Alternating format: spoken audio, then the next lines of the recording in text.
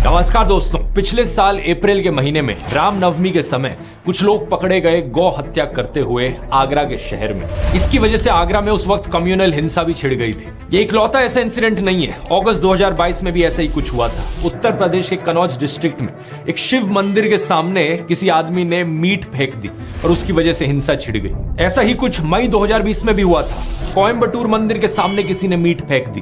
फरवरी 2024 उत्तर प्रदेश के मुरादाबाद में कुछ लोग गौ हत्या काउस की स्लॉटरिंग करते हुए पकड़े गए। ये सारी खबरें सुनकर एक चीज आपके दिमाग में जरूर आएगी, आखिर ये कौन लोग हैं जो हिंदुओं की भावनाओं को ठेस पहुंचा रहे हैं और हिंदुओं को भड़काने की कोशिश कर रहे हैं। इसका जवाब वो नहीं जो शायद आप सोच रहे हो। पहली खबर का न्यूज आर्टिकल देखिए। यूपी पुलिस के अनुसार गौ हत्या के पीछे असली जिम्मेदार थे हिंदू महासभा के कुछ कार्यकर्ता जो हिंसा भड़काना चाह रहे थे। दूसरी खबर, शिव मंदिर के सामने मीट फिकवाई चंचल त्रिपाठी नाम के एक आदमी ने। इसने एक मुस्लिम कसाई को इसके लिए 10,000 रुपए दिए थे। इसके पीछे कारण था कि ये वहां के SHO हरिश्याम सिंह के खिलाफ बदला लेना चाह रहा था। तीसरी खबर, कोयम्बटूर के मंदिर के सामने मीट फेंकने वाला आदमी था हरि राम प्रकाश, एक अनएम्प्लॉयड सिविल इंजीनियरिंग ग्रेजुएट। पुलिस के अनुसार ये मेंटली डिस्टर्ब था। चौथी खबर, गौ हत्या के पीछे मुरादाबाद में यूपी पुलिस ने अरेस्ट किया 4 लोगों को, जिनमें से एक था बजरंग दल का लीडर। ये एक मुसलमान आदमी को एक झूठे केस में फंसाने की कोशिश कर रहे थे, इसलिए इन्होंने खुद गौ हत्या कर दी। हैरानी की बात यह कि ये काम करने के लिए इन्होंने खुद एक मुस्लिम आदमी की मदद ली। इन खबरों के पीछे की सच्चाई सुनकर अगर आप हैरान हो रहे हो तो आराम से बैठ जाओ। अगले आधे घंटे में जो मैं सुनाने वाला हूं, अपनी आंखें और कान खोलकर ध्यान से सुनना। हमारे देश में एक भयंकर माफिया चलाया जा रहा है व्हाट्सएप और मीडिया के जरिए, जिसका सिर्फ एक मकसद है, सभी हिंदुओं को ब्रेन वॉश करना और तानाशाह के हाथों कठपुतली बना देना। मैंने पिछले वीडियो में समझाया था दोस्तों कि कैसे किसी भी देश का कोई भी डिक्टेटर हो, वो हमेशा देश की मेजॉरिटी कम्युनिटी को अपना टारगेट बनाता है। भारत के केस में मेजॉरिटी कम्युनिटी है हम हिंदुओं की, और हमें ब्रेन वॉश करने के लिए जो व्हाट्सएप पर माफिया चल रहा है वो 4 डिपार्टमेंट्स पर काम करता है। पहला डिपार्टमेंट जो आपके अंदर गर्व और अहंकार भरता है। कहा जाता है कि आप हिंदू कितने महान हो, specially so called upper caste हिंदुओं को एक गर्व दिया जाता है। चाहे आपने कुछ पर्सनल लाइफ में अचीव किया हो या ना किया हो, आपको कहा जाता है कि आप महान हो क्योंकि आप इस जात इस धर्म में पैदा हुए हो। हिंदू धर्म में जिस व्यक्ति का जन्म होता है वो व्यक्ति बहुत ही भाग्यशाली होता है। दूसरा डिपार्टमेंट कहता है कि आप पर सदियों से अत्याचार हुआ है, ये देखो आप कितने बड़े विक्टिम हो। तीसरा डिपार्टमेंट, आप खतरे में हो, देखो हमें उन लोगों से खतरा है, वो कभी भी आकर हमें खत्म कर सकते हैं। और चौथा डिपार्टमेंट जो नरेंद्र मोदी को मसीहा बनाता है, आपको कहा जाता है कि अगर आपको कोई बचा सकता है तो सिर्फ वही एक इंसान है जो आपको आकर बचाएंगे, इसलिए सिर्फ उन्हें ही वोट दो। दुनिया का सबसे बेस्ट प्राइम मिनिस्टर है। बाप जो पैदा किया उससे बड़ा मोदी है, उतना वो भगवान है। भगवान भारत के भगवान का वरदान बन के आए हैं। इस वीडियो में तीसरे और चौथे डिपार्टमेंट को गहराई से समझते हैं, ये जानने के लिए कि लोगों को क्या क्या दिखाया जाता है उन्हें ब्रेन वॉश करने के लिए।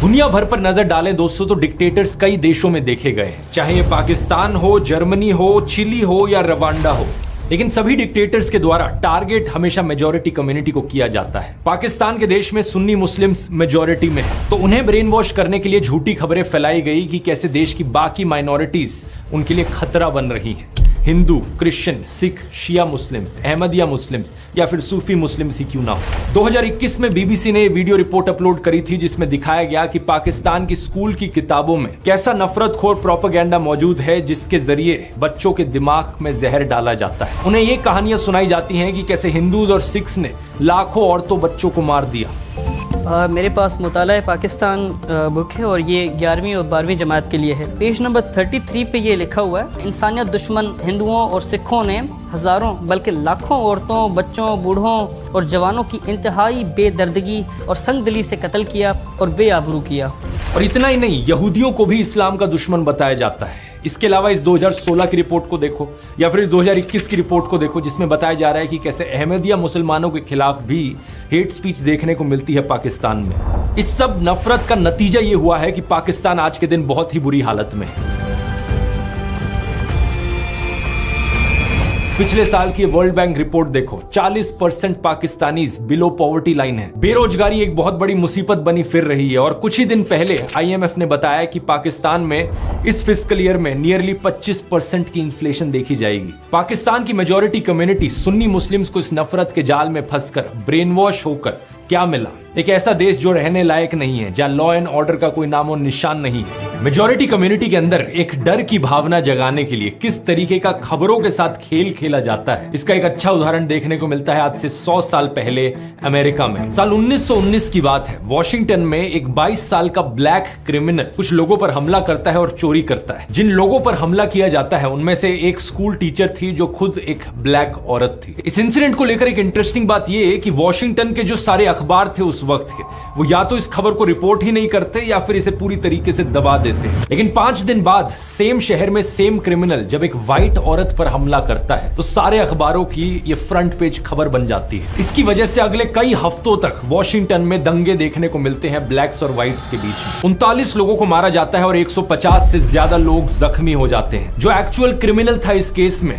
उसका अरेस्ट सिर्फ 1 साल बाद ही देखने को मिलता है जब वो कोई एक नई चोरी करता है। वॉशिंगटन पोस्ट जो उस वक्त भी एक अखबार था, वो 100 साल बाद 2019 में उस इंसिडेंट को लेकर खेद जताता है। आर्टिकल में लिखता है कि उन्हें रिग्रेट है अपने रेशियल पास्ट को लेकर। आज दोस्तों ऐसी ही कहानियां हमारे देश में दोहराई जा रही हैं। कुछ महीने पहले आपने एक खबर सुनी होगी श्रद्धा वालकर की, एक हिंदू औरत जिसे बहुत ही बेरहमी से मार दिया गया उसके मुस्लिम बॉयफ्रेंड आफ्ताब अमीन पूनावाला के द्वारा। शॉकिंग बात यह थी कि इसमें इसकी बॉडी को काट कर फ्रिज में रखा था, लेकिन हमारे गोदी मीडिया ने इस एक इंसिडेंट का इस्तेमाल किया सभी मुसलमानों के खिलाफ नफरत फैलाने के लिए। इसकी वजह से national broadcasting and digital standards authority NBDSA ने 50,000 रुपए का फाइन लगा दिया मुकेश अंबानी के चैनल न्यूज 18 पर। 4 शोज जिन्हें एंकर किया गया था अमीश देवगन और अमन चोपड़ा के द्वारा, इन्होंने नफरत फैलाई थी। 1 लाख रुपए का फाइन टाइम्स नाउ नव भारत पर भी लगाया गया इसी चीज को लेकर। इस इंसिडेंट का इस्तेमाल करके सोशल मीडिया पर भी भरपूर तरीके से नफरत फैलाई गई। एक गोदी इन्फ्लुएंसर ने बॉलीवुड एक्ट्रेस सोनाक्षी सिन्हा की फोटो अपलोड करी उनके मुस्लिम दोस्त के साथ। श्रद्धा की खबर को देखते हुए शत्रुघ्न सिन्हा ने दहेज की लिस्ट से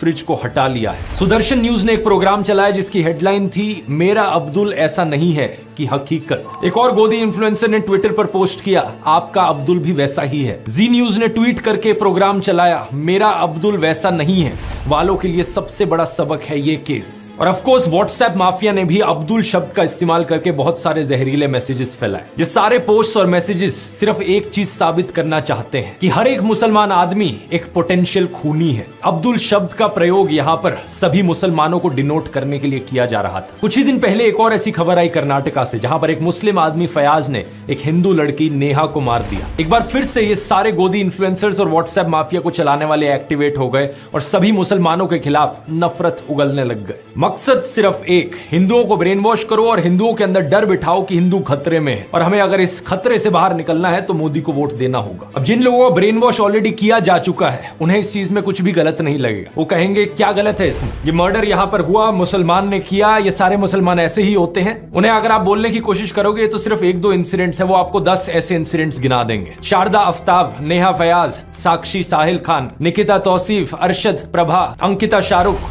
रितिका सईद, मानसी दीक्षित, मुजम्मिल, इन सभी केसेस की लिस्ट सुनाने के बाद ये आपसे कहेंगे ये देखो कहा था ना मैंने, ये सारे मुसलमान ऐसे ही होते हैं, ये सारे के सारे पोटेंशियली खूनी होते हैं। क्या है इसके पीछे का सच, इस खबर को देखो। श्रद्धा वालकर के केस के 2 हफ्ते बाद एक और केस हुआ था पांडव नगर में। अंजन दास नाम के एक आदमी को उनकी पत्नी पूनम के द्वारा मार दिया गया और श्रद्धा के केस की तरह उसकी भी बॉडी को काट कर फ्रिज में स्टोर किया गया। इतना ही नहीं, इसके 3 महीने बाद इस खबर को देखिए। नजफगढ़ के पास मित्राऊ गांव में साहिल गहलोत ने अपनी live in partner Nikki Yadav को मार दिया। मारने के बाद उसकी बॉडी को अपने ढाबा में फ्रिज में रखा। सेम दिन उसने एक शादी भी कर ली। इन दोनों केसेस की डिटेल्स बिल्कुल वही श्रद्धा आफ्ताब केस वाली डिटेल्स हैं। सिर्फ एक फर्क है, इन दोनों केसेस में कोई हिंदू मुस्लिम का एंगल नहीं है जैसा उस वाले में है। इसलिए आपने इन खबरों के बारे में कहीं सुना ही नहीं होगा और ना ही मीडिया वालों ने इस खबर को चलाया होगा। इस रिपोर्ट को देखिए। बिहार के वैशाली डिस्ट्रिक्ट में अमन कुमार सिंह ने एक 17 साल की लड़की सोनम परवीन को मार डाला। हिंदू लड़का मुस्लिम लड़की, इसलिए गोदी मीडिया इसकी बात करेगा ही नहीं। न्यूज 18 हिंदी की वेबसाइट पर एक खबर जरूर छपी, लेकिन इन्होंने लड़के का नाम नहीं लिखा। बस ये लिखा कि हत्या के पीछे प्रेम प्रसंग की आशंका जताई जा रही है। यूपी के शामली डिस्ट्रिक्ट से इस खबर को देखिए। नाइमा उर्फ ईशा अपने घर से भाग गई गई और एक लव मैरिज करी अंशु के साथ। अंशु एक शार्प एज हथियार से ईशा पर हमला करता है और इसे मारने के बाद उसकी बॉडी कुएं में फेंक देता है। वहां के एसपी ने इंटरोगेशन के बाद बताया कि हस्बैंड अंशु ने अपना गुनाह कबूल किया। रसूलपुर गांव की इस न्यूज रिपोर्ट को देखिए। 20 साल की गुलनाज खातून को जिंदा जला दिया गया एक आदमी और उसके दोस्तों के द्वारा, क्योंकि उसने मैरिज प्रपोजल रिफ्यूज कर दिया था। यहाँ अक्यूज्ड कौन था? सतीश कुमार राय। पिछले साल जब साक्षी और साहिल खान की खबर मीडिया में फैलाई जा रही थी तो उससे कुछ दिन पहले एक और वैसा ही इंसिडेंट हुआ था। बिहार का एक लेबरर रामानुज साहू सूरत गया अपने परिवार से मिलने। उसका अपनी पत्नी रेखा के साथ झगड़ा हुआ और उसने रेखा पर 10 बार चाकू से वार किया। जब उसकी 19 साल की बेटी ने अपनी मां को बचाने की कोशिश करी तो उसने उसे भी मार डाला। नजफगढ़ की इस खबर को देखिए। विपुल सिंह नाम का आदमी खुले में धमकी देता है कि वो मुसलमान औरतों को मोलेस्ट करेगा और मारेगा। दिल्ली पुलिस और एनसीडब्ल्यू ने इस पर कॉग्निसेंस भी लिया। या फिर 5 महीने पहले की कर्नाटका की इस रिपोर्ट को देखिए। 39 साल का आदमी प्रवीण अरुण, इसने अपनी 21 साल की एयर होस्टेस कोलीग आयनाज के साथ दोस्ती करी। जब आयनाज ने इससे कम्युनिकेट करना बंद कर दिया, ये उसके घर में गया और उसे मार डाला। और इसके बाद इसने उसकी मां को भी मार डाला, उसकी बड़ी बहन को भी मार दिया और उसके छोटे भाई 14 साल के उसको भी मार दिया। फिर से हिंदू आदमी है, मुस्लिम औरत है, तो गोदी मीडिया इसकी बात नहीं करेगा, ना ही आपको व्हाट्सएप पर सुनने को मिलेगी। 20 दिन पहले की इस खबर को देख लीजिए। 26 साल की रुखसार उर्फ रिया को उसके लिव इन पार्टनर ने मार डाला और उसकी बॉडी को एक कबर्ड में स्टफ कर दिया। अक्यूज्ड कौन था? विपुल टेलर नाम का आदमी। जब दैनिक जागरण में एक खबर छपी तो इन्होंने लड़की का नाम कहीं मेंशन नहीं किया अपने आर्टिकल में। अब इस खबर को देखिए। बेंगलोर में रहने वाला प्रदीप एक रुखसाना नाम की औरत से संबंध बनाता है। दोनों का साथ में बच्चा होता है। रुखसाना उससे शादी करना चाहती है, लेकिन वो ये नहीं चाहता था, तो उसने रुखसाना का खून कर दिया। ये भी कुछ ही दिन पहले की खबर है कर्नाटका से। मेरा एक ही सवाल है नफरत फैलाने वाले नमूनों से। आपको मैंने इतने सारे केसेस गिना दिए यहाँ पर पिछले 1-2 सालों के, जहां पर हत्या करने वाला एक हिंदू था। तो क्या यहाँ पर यह कहा जा सकता है कि हर हिंदू आदमी यहाँ पर एक पोटेंशियल खूनी है? ऑब्वियसली नहीं कहा जा सकता। देश में 55 से 60 करोड़ हिंदू आदमी रहते हैं। इन 20-30 केसेस को लेकर जनरलाइज नहीं किया जा सकता कि सारे हिंदू लड़के ऐसे होते हैं, और ठीक इसी तरीके से मुसलमानों को भी जनरलाइज नहीं किया जा सकता। देश में रहने वाले करोड़ों मुस्लिम आदमी हैं, सारे के सारे पोटेंशियल किलर नहीं होते। ये एज्यूम करना एक बहुत ही बेवकूफी वाली चीज है और ये आपका नफरत खोर माइंडसेट दिखाती है। अगर आपको ऐसा लगता है तो बड़े अफसोस की बात है, मुझे कहना पड़ रहा है कि आपका ब्रेन वॉश हो चुका है। एनसीआरबी की रिपोर्ट क्राइम इन इंडिया 2022 के अनुसार देश में 4.5 लाख क्राइम्स हुए हैं औरतों के खिलाफ इस 2022 के साल में। इन 4.5 लाख क्राइम्स में से 28,522 एफआईआर्स दर्ज कराई गई मर्डर की, जिनमें से 8,125 फीमेल्स थी। अब एक साल में अगर 8,000 से ज्यादा मर्डर के केसेस हो रहे हैं जहां पर औरतों को मारा जा रहा है, तो ऑब्वियस सी बात है इनमें से कुछ मर्डर्स ऐसे होंगे जो एक मुसलमान आदमी ने किए होंगे, कुछ ऐसे होंगे जो एक हिंदू आदमी ने किए होंगे। हर तरह के परम्यूटेशन कॉम्बिनेशन यहां पर आपको मिल जाएंगे। हिंदू आदमी हिंदू औरत, मुस्लिम आदमी मुस्लिम औरत, हिंदू आदमी मुस्लिम औरत, या मुस्लिम आदमी हिंदू औरत। और सिर्फ हिंदू मुस्लिम ही नहीं, सभी धर्मों के आपको कॉम्बिनेशन मिल जाएंगे, क्योंकि 8,000 यहां पर बहुत बड़ा नंबर होता है। प्रॉब्लम यह है कि जिन लोगों का ब्रेन वॉश हो चुका है उनकी आवाज सिर्फ तब निकलती है जब उन्हें दिखता है कि हत्या करने वाला एक मुस्लिम आदमी था और जिसकी हत्या हुई वो एक हिंदू औरत थी। लेकिन इन सब लोगों के मुंह पर चुप्पी लग जाती है जब दिखता है कि यहाँ एक हिंदू औरत को हिंदू आदमी के द्वारा मारा गया, या फिर एक मुस्लिम औरत को हिंदू आदमी के द्वारा मारा गया। किसी भी नॉर्मल इंसान में अगर इंसानियत है तो वो इन सभी केसेस के खिलाफ आवाज उठाएगा जहां जहां औरतों का अत्याचार हो रहा है। कोई भी सेंसिबल आदमी यहां पर कहेगा सरकार को कि यहां सारे क्राइम्स को क्यों नहीं रोका जाता जो सारी औरतों के खिलाफ हो रहे हैं। असलियत में सॉल्यूशन ढूंढने की जरूरत है इस चीज को लेकर। ऐसा तो होगा नहीं कि पुलिस एक एरिया को सेफ बनाएगी सिर्फ हिंदू औरतों के लिए और मुस्लिम औरतों के लिए वो एरिया अनसेफ रहेगा। अगर किसी एरिया को सेफ बनाना है तो सभी औरतों के लिए वो सेफ बनेगा ना। सेलेक्टिव आउटरीच इन लोगों का सबसे बड़ा हथियार है। अगर आज मैं जस्टिस की डिमांड करता हूं तो मैं नेहा के लिए भी करता हूं और रुखसाना के लिए भी करता हूं। मैं उन सभी हिंदू और मुस्लिम औरतों के लिए जस्टिस की डिमांड करता हूं जिनके खिलाफ अत्याचार हुआ है। पुलिस को यहां पर स्पीडी इन्वेस्टिगेशन करने की जरूरत है। देश भर में अगर पुलिस वालों की कमी है तो स्टेट गवर्नमेंट्स को यहां पर और पुलिस को रिक्रूट करने की जरूरत है। कोर्ट्स अगर धीरे काम करते हैं तो उन्हें फास्ट ट्रैक ट्रायल करने की जरूरत है। तारीख पे तारीख देना उन्हें बंद करना होगा। और खून करने वाला चाहे हिंदू हो या मुसलमान हो, उन सबको स्ट्रिक्टेस्ट पनिशमेंट दी जानी चाहिए। अब मैं इन बीजेपी वालों को चैलेंज करता हूं कि ये सेम चीज बोलकर दिखाएं। इनका एक भी नेता, एक भी कार्यकर्ता ये सेम चीज बोल नहीं पाएगा, हिम्मत ही नहीं होगी, क्योंकि अगर इन्होंने ये चीज बोल दी तो इनका पूरा का पूरा सिस्टम खत्म हो जाएगा। हिंदुओं को ब्रेन वॉश करने का इनका यही तरीका है और इसके बिना इनका धंधा ही नहीं चलेगा। अरे किसी और धर्म की औरत को लेकर जस्टिस की डिमांड करे वो तो बहुत दूर की बात है, ये हिंदू औरतों के लिए भी जस्टिस की डिमांड नहीं करेंगे अगर इन्हें दिखा कि बीजेपी इन्वॉल्व है कहीं पर। अगर किसी हिंदू औरत को किसी हिंदू आदमी के द्वारा मारा गया किसी बीजेपी रूल्ड स्टेट में, या किसी कल्प्रिट का कोई बीजेपी कनेक्शन निकल जाए, तो इनके मुंह बिल्कुल बंद हो जाते हैं। दिसंबर 2019 में देख लो क्या हुआ था जब farmer BJP MLA Kuldeep Singh को कॉन्विक्ट किया गया किडनैपिंग और मोलेस्टिंग के केस में। इस केस में बहुत से विटनेसेस की मौत हो गई थी और इनके कार्यकर्ताओं ने क्या किया, इनके सपोर्ट में रैली निकाली थी। विधायक जी सरासर निर्दोष हैं, उनको फंसाया जा रहा है। कुछ महीने पहले एक IIT BHU का केस हुआ जहां पर 3 अक्यूज थे, कुणाल पांडे, सक्षम पटेल और अभिषेक चौहान। ये बीजेपी IT सेल की वाराणसी यूनिट का हिस्सा थे। इन्होंने अपनी फोटोज पोस्ट करी थी JP नड्डा के साथ, अनुराग ठाकुर के साथ, UP CM आदित्यनाथ के साथ। क्या लगता है आपको यहां पर किसी हिंदू औरत की इन्हें चिंता थी? बिल्कुल नहीं थी, क्योंकि इस केस में इनके खुद के लोगों पर आरोप लगा था बलात्कारी का। उत्तराखंड का ये केस देख लो, 19 साल की अंकिता भंडारी का। ये एक रिजॉर्ट में काम करती थी और इस रिजॉर्ट के owner farmer BJP politician Vinod Arya के बेटे पुलकित आर्या थे। इस पर इल्जाम लगा कि इसने अंकिता को मोलेस्ट किया और उसकी हत्या कर दी। लड़की के पापा को एक से दूसरे पुलिस स्टेशन तक भागना पड़ा FIR रजिस्टर करवाने के लिए। कुछ एक्शन सिर्फ तब लिया गया जब लोकल न्यूज पोर्टल जागो उत्तराखंड में इस मर्डर को हाईलाइट किया था। लेकिन बाद में पता है क्या हुआ, इस न्यूज पोर्टल के जर्नलिस्ट आशुतोष नेगी को ही पुलिस अरेस्ट कर लेती है, ये कहकर कि इसके इंटेंशंस पर हमें शक होता है। अंकिता भी हिंदू थी, लेकिन क्या व्हाट्सएप पर आपने इस मैसेज को पढ़ा? कभी नहीं पढ़ा होगा, क्योंकि इनका माफिया चल रहा है। श्रद्धा वालकर के केस में तो मुस्लिम ऑर्गेनाइजेशन जमात इस्लामी हिंद ने उसे कंडेम भी किया और किलर को लेकर हार्शेस्ट पनिशमेंट भी मांगी। नेहा फयाज के केस में अंजुमन इस्लाम कम्युनिटी के मेंबर्स ने कर्नाटका चीफ मिनिस्टर को लेटर भी लिखा, ये कहते हुए कि हम अक्यूज्ड फयाज के खिलाफ सीवियर पनिशमेंट की मांग करते हैं। लेकिन जो व्हाट्सएप फॉरवर्ड्स आपके फोन में हर दिन हर शाम को आ रहे हैं, वो व्हाट्सएप फॉरवर्ड्स आपको ये चीजें नहीं बताएंगे, क्योंकि उनका मकसद सिर्फ आपको ब्रेन वॉश करना है। वो सिर्फ आपके दिल के अंदर डर की भावना जगाना चाहते हैं कि आपको डर लगे मुसलमानों से और फिर इस डर के मारे आकर आप मोदी को वोट दो। मुझे बड़ा बुरा लगता है कहते हुए कि हमारे देश के प्रधानमंत्री के पास भी अब और कुछ बचा नहीं है। अब उन्होंने भी अपने भाषणों में ऐसे झूठ फैलाने शुरू कर दिए हैं कि हिंदुओं के अंदर डर बैठे और डर के मारे वो उन्हें वोट करें। ये संपत्ति इकट्ठी करके किसको बांटेंगे? जिनके ज्यादा बच्चे हैं उनको बांटेंगे, घुसपैठियों को बांटेंगे। पहली बात, कांग्रेस के पूरे मैनिफेस्टो में हिंदू और मुस्लिम शब्द का कहीं कोई जिक्र नहीं किया गया है और ना ही वेल्थ रीडिस्ट्रीब्यूशन शब्द आपको पूरे मैनिफेस्टो में कहीं मिलेगा। मेरी बात पर यकीन नहीं होता, आप इनका मैनिफेस्टो खुद जाकर देख सकते हो। कांग्रेस की वेबसाइट पर लिंक मैंने डिस्क्रिप्शन में भी डाल दिया है। Ctrl+F करके वेल्थ रीडिस्ट्रीब्यूशन सर्च करने की कोशिश करना, कुछ नहीं मिलने वाला। उल्टा कांग्रेस के मैनिफेस्टो में बात करी गई है एजुकेशन की, हेल्थ केयर की, रोजगार की।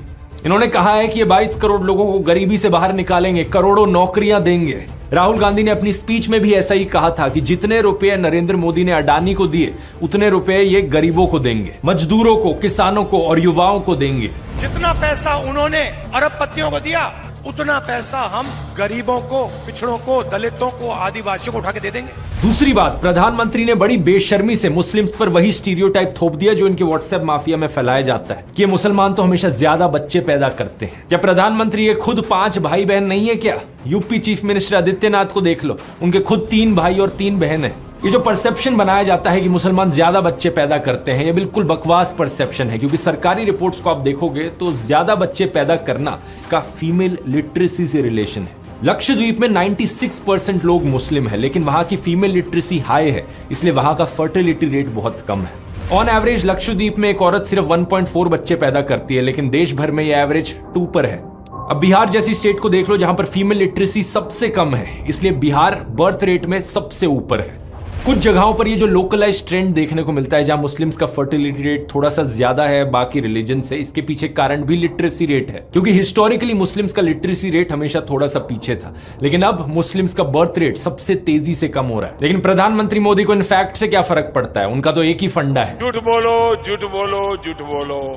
हमें सभी हिंदुओं को जागरूक करने की जरूरत है दोस्तों। जब ये डर का माहौल बनाने के लिए इनके पास असली खबरें खत्म हो जाती हैं, तो ये झूठी खबरें फैलाना शुरू कर देते हैं। श्रद्धा वालकर के केस में रशीद खान नाम के एक आदमी का केस निकल कर आया था। एक ऑन ग्राउंड न्यूज रिपोर्टर ने रशीद खान नाम के एक आदमी से बात करी जो श्रद्धा वालकर के मर्डर को जस्टिफाई कर रहा था। उसके खिलाफ एक FIR दर्ज करी गई और जब पुलिस ने उसे अरेस्ट किया तो पता है क्या पता चला? उस लड़के का नाम एक्चुअली में विकास कुमार था। रशीद खान बनने का नाटक कर रहा था वो। एक और ऐसा ही केस सामने आया जब एक फेसबुक पोस्ट वायरल होने लगी राजिया बानो नाम के यूजर नेम के साथ। इस पोस्ट में जस्टिफाई किया जा रहा था कि हिंदू औरतों के खिलाफ कुछ हो तो वो ठीक है, रिवेंज है। कुछ हिंदू अकाउंट्स ने बड़ी आउटरीच करी इसको लेकर कि ये मुसलमान हम लोगों से इतना नफरत क्यों करते हैं। और जब इस चीज का फैक्ट चेक किया गया तो पता लगा कि यूजर नेम गलत था। राजिया की जगह राजिया लिख रखा था और प्रोफाइल पिक के बारे में सर्च किया तो पता चला कि ये राजिया के यूजर नेम के पीछे एक पवन शर्मा नाम का आदमी था। इस बंदे की एक और पोस्ट मिली तो किसी ने कमेंट कर रखा था, शर्मा जी नाम क्यों बदल लिया? तो उस आदमी ने लाफिंग इमोजीज के साथ रिप्लाई किया, पवन भाई अब मुल्ली बनोगे क्या? सॉरी मुल्ला। और इसने रिप्लाई किया, just wait and watch dear. कुछ लोग नफरत के पागलपन में इतने अंधे हो गए हैं कि ये खुद से नफरत की खबरें फैलाते हैं ताकि इल्जाम वहां मुसलमानों पर डाला जा सके, उनकी इमेज को बदनाम किया जा सके। वीडियो के शुरू में मैंने आपको ऐसे ही कुछ किस्से सुनाए थे जहां पर बजरंग दल और हिंदू महासभा के मेंबर्स ने जाकर गौ हत्या करी, और वो भी इसलिए ताकि किसी मुसलमान पर इल्जाम डाला जा सके कहकर कि ये देखो ये मुसलमान लोग हैं जो हमारी गौ माता की हत्या करते हैं। यहां पर एक बहुत बहुत बड़ा खेल खेला जा रहा है दोस्तों। झूठी खबरें कितनी ज्यादा फैलाई जा रही हैं आप यकीन नहीं करोगे। एक यूजर अभिषेक कुमार अपने आप को मोदी का परिवार कहते हैं, ये वीडियो शेयर करते हैं जहां पर कुछ लड़कियां एक आदमी के पीछे भागकर उसे डंडों से मार रही हैं। लिखा जाता है वीडियो कहां से है ये पता नहीं, लेकिन ये देखकर बहुत अच्छा लगा कि हिंदू बेटियों ने लव जिहादियों को सबक सिखाना शुरू कर दिया है। अगर सर्च करके देखोगे वीडियो कहां से है, उत्तर प्रदेश का ये इंसिडेंट है 2018 का, और जिस आदमी को मारा जा रहा है उसका नाम है कपिल चौहान, क्योंकि वो लड़कियों को छेड़ा करता था। बात यहाँ पर ये नहीं है कि मुस्लिम ईव टीजर्स नहीं हो सकते, बिल्कुल हो सकते हैं। ऐसे भी मुस्लिम होंगे जो अपनी आइडेंटिटी हिंदू नामों के पीछे छुपा कर रखते हैं और हिंदू लड़कियों को ट्रैप करने की कोशिश करते हैं, जैसे कि जुलाई 2022 का केस यूपी के आजमगढ़ में। ऐसे भी मुस्लिम्स हैं जिन्होंने हिंदू मंदिरों के सामने कुछ गलत किया है, जैसे कि ये वेस्ट बंगाल टेम्पल का केस जहां पर एक मुस्लिम आदमी ने उसके सामने पेशाब कर दिया था। लेकिन बात मैं यहां पर यह कहना चाह रहा हूं कि लॉ एंड ऑर्डर हमेशा काम करना चाहिए, हर इंसान को पनिशमेंट मिलनी चाहिए, लेकिन आपको जो दिखाया जा रहा है वो सिर्फ एक साइड की खबरें दिखाई जा रही हैं। और ये जो नफरत फैलाई जा रही है ये सिर्फ मुसलमानों के खिलाफ नहीं है, बल्कि बीजेपी के खिलाफ जो भी आवाज उठाता है उसके खिलाफ सिमिलर तरीके से कैंपेन चलाई जाती है। एग्जाम्पल लेकर देख लो कांग्रेस का। ये खबर सुनी आपने कि कांग्रेस लीडर रशीद अलवी ने राम भक्तों को राक्षस कहकर बुलाया। सिर्फ व्हाट्सएप पर ही नहीं बल्कि इस खबर को तो कई गोदी मीडिया वालों ने भी चलाया था। After Salman Khurshid, another Congress leader sparks a row. Congress neta Alvi compares those chanting Ram Bhakts to demon. Rashid Alvi साहब ने बोला कि ये जो जय श्री राम बोलते हैं ये सब राक्षस है, लेकिन ये सरासर झूठी खबर थी। सच बात यह है कि रशीद अलवी एक्चुअली में बात कर रहे थे रामायण की, जब मेघनाथ से लड़ते हुए लक्ष्मण अनकॉन्शियस हो जाते हैं और हनुमान उनके लिए जड़ी बूटी लेकर आते हैं। रावण कुछ राक्षसों को भेजता है जो अपने आप को एक साधु की तरह डिस्गाइज कर लेते हैं, कुछ ऐसे राक्षस जो खुद जय श्री राम का नारा लगाते हैं। यही चीज उनके द्वारा कही जा रही थी कि ये कुछ लोग जो राम का नाम ले रहे हैं ये असल में राक्षस हैं साधुओं के फेज में। वो अप्सरा बन जाती है और वो हनुमान जी से कहती है, हनुमान क्यों वक्त खराब कर रहे हो? तुम्हें तो सूरज निकलने से पहले जाना है संजीवनी बूटी लेकर। और ये जो सामने बैठा है जय श्री राम कह रहा है, मुनि नहीं, ये निश्चर घोरा, ये मुनि नहीं है, ये तो घोर राक्षस है। मैं आपसे बस इतनी बात कह के अब आपसे विदा लूंगा कि आज भी बहुत लोग जय श्री राम का नारा लगाते हैं, वो सब मुनि नहीं, वो निश्चर घोरा।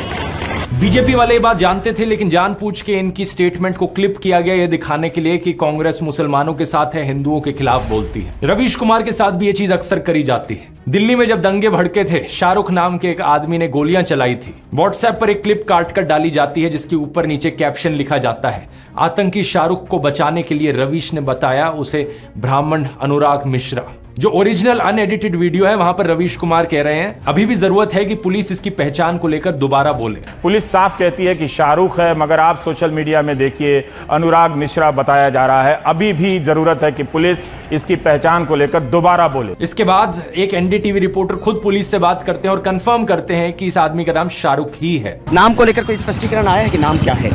शाहरुख नाम है उसका।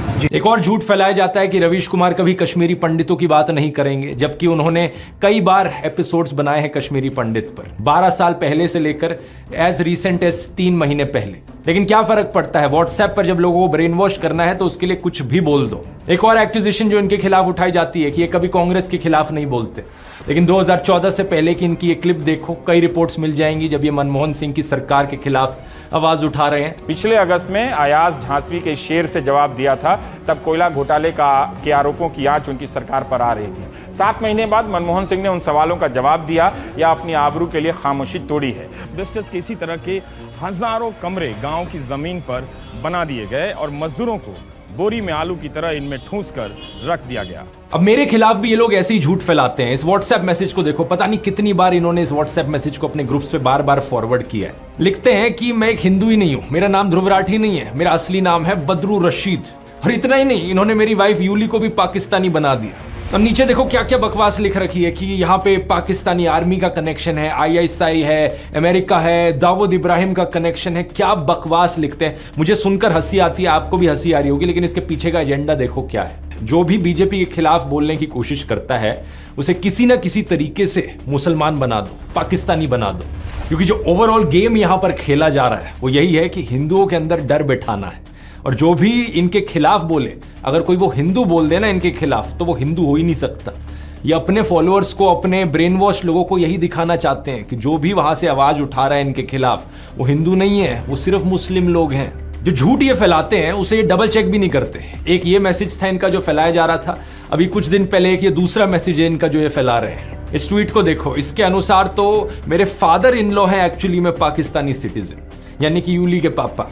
फिर लिखते हैं कि यूली इकलौती बेटी है उनकी। ये चीज भी झूठ है, अगर इन्होंने मेरे व्लॉग्स देखे होते तो इन्हें पता होता कि वो इकलौती नहीं है। मतलब कुछ बिलीवेबल तो हो जो कह रहे हो, लेकिन अनफॉर्चुनेट चीज ये है कि जो लोग ब्रेन वॉश्ड हो चुके हैं इनके माफिया के अंडर आकर, उन्हें इससे फर्क ही नहीं पड़ता। ये एक लॉजिकल सेंसिबल दिखने वाली झूठी कहानियां क्यों बनाने में टाइम वेस्ट करें, जब इनके जो लोग व्हाट्सएप मैसेजेस पढ़ रहे हैं वो इन बेसर पैर की झूठी कहानियों से ही कन्विंस्ड हो जा रहे हैं। व्हाट्सएप माफिया का तीसरा डिपार्टमेंट कुछ इस तरीके से लोगों के अंदर डर बिठाता है कि उनकी सोचने समझने की शक्ति बिल्कुल स्विच ऑफ हो जाती है। इसलिए बहुत जरूरी है लोगों को जागरूक करना इस चीज के बारे में, स्पेशली हिंदू लोगों को जागरूक करना, क्योंकि अगर किसी को सबसे ज्यादा बेवकूफ बनाया जा रहा है यहां पर, तो वो हम हिंदुओं को बनाया जा रहा है। इस माफिया के 2 और डिपार्टमेंट्स बचते हैं, आने वाले वीडियोस में उनको भी गहराई से समझेंगे, लेकिन तब तक काम रुकना नहीं चाहिए। हमारा ये संघर्ष देश के संविधान को बचाने के लिए है, देश के लोकतंत्र को बचाने के लिए। और अगर आप उन लोगों में से हो जिन्हें अभी भी लगता है कि नहीं देश में सब ठीक चल रहा है, देश में कोई तानाशाही नहीं है, तो जरा कुछ दिन पहले की इस खबर को देख लो जरा। सूरत की लोकसभा सीट पर क्या हुआ, कांग्रेस के कैंडिडेट को डिस्क्वालीफाई कर दिया गया और वहां बाकी 8 कैंडिडेट्स ने किसी ना किसी बहाने से विड्रॉ कर लिया, यानी कि इलेक्शन होने से पहले ही बीजेपी ने यह सीट जीत ली। इमेजिन कर सकते हो दोस्तों, लाखों लोग जो सूरत में रहते हैं उनका लोकतांत्रिक अधिकार उनसे इस तरीके से छीन लिया गया। इतना ही नहीं, अरुणाचल प्रदेश में भी ऐसा ही कुछ हुआ। बीजेपी ने 10 सीटें ऑलरेडी जीत ली वहां पर इलेक्शन होने से पहले ही। और इस खबर को देखो, जहां पर दिल्ली में वो चुनाव हारने वाले थे उन्होंने इलेक्शन ही नहीं होने दी एमसीडी की। इससे पहले चंडीगढ़ की इलेक्शन में सीधा सीधा फ्रॉड करने की कोशिश करी गई थी बीजेपी को जिताने के लिए। मतलब समझ रहे हो आप इस सब का दोस्तों, जो पहले चंडीगढ़ में हुआ, जो आज सूरत में हुआ, वो कल पूरे हिंदुस्तान में होगा अगर इन्हें इसी तरीके से जीतने दिया गया तो। 1 नेशन 1 इलेक्शन तो सिर्फ दिखावे का फंडा लगता है। अगर देश इसी तरीके से आगे बढ़ता रहा तो यहां पर जल्द ही 1 नेशन 0 इलेक्शन होगी। चुनाव होने से पहले ही बीजेपी के कैंडिडेट्स जीतते जाएंगे। क्या आप ऐसा देश देखना चाहते हो जहां पर इलेक्शन के कोई मायने ही ना रह जाएं? इस चुनाव में दोस्तों हमें अपनी पूरी जी जान लगानी होगी देश के लोकतंत्र को बचाने के लिए। मैंने तो अपना पूरा करियर यहां दांव पर लगा दिया है, क्योंकि मैं चुप नहीं बैठ सकता, मैं देश को ऐसी हालत में गिरते नहीं देख सकता। इसलिए मैं बार बार कह रहा हूं अपनी आवाज उठाओ, क्योंकि शायद दोबारा कभी मौका ना मिले। 3 स्टेप्स मैं आपको दोबारा से बताना चाहूंगा। स्टेप 1, मेरे व्हाट्सएप चैनल को जाकर ज्वाइन करो। इसका लिंक इस QR कोड में मिल जाएगा, या लिंक डिस्क्रिप्शन में भी है। अगर ये लिंक आपके लिए खुल नहीं रहा तो व्हाट्सएप ऐप को अपडेट करो अपने फोन पर। चैनल ज्वाइन करने के बाद बेल आइकन दबाओ नोटिफिकेशन का। हमारा मिशन है 100 करोड़। हम व्हाट्सएप पर एक ऐसी आंधी लेकर आएंगे सच की कि इनका ये पूरा व्हाट्सएप माफिया दब जाएगा।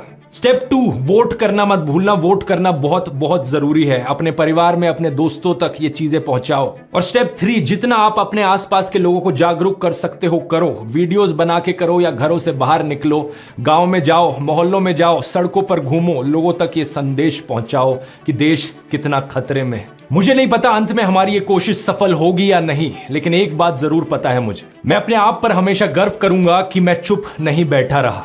मैंने अपनी तरफ से पूरी कोशिश करी, आखिरी दम तक कोशिश करी। जय हिंद।